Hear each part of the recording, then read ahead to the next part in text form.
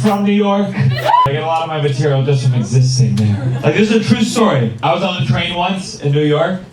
There was a couple across from me. The man said to the woman, "What do you want to do for dinner?" And I swear to God, the woman said, "I think that lanky Jew is listening to our conversation." I am Jewish. Well, my name is Gianmarco Soresi.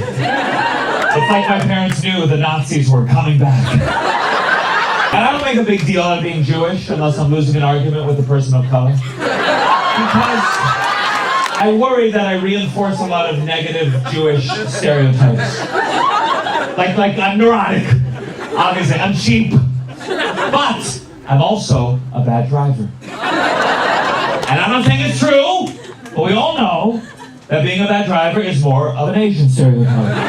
So listen, I like to believe that when I'm swerving all over the road, every racist driver behind me is like, "Why didn't you learn how to drive, you fucking Jew?" What if the world's more complicated than I once thought? Obviously, Jews do not run the world. We would if we could, but we don't recruit. That's Christians. They're the ones running up to everyone, Bible in hand, like, "Have you heard the good news?" You're never going to see a Jew shuffle up to an uncircumcised guy with a scalpel like, "Have you heard the bad news?"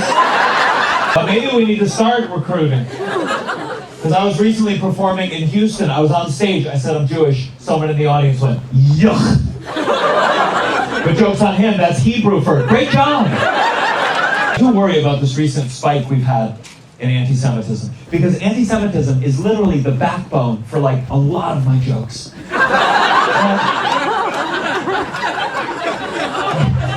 It doesn't feel good as a comedian to make fun of a group when that group is already being mistreated by the rest of society.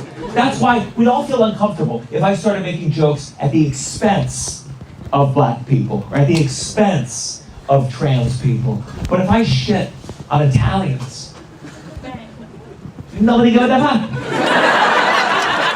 Nobody give a fuck. Because they're fine. They're not being mistreated by the police. Most of them are the police.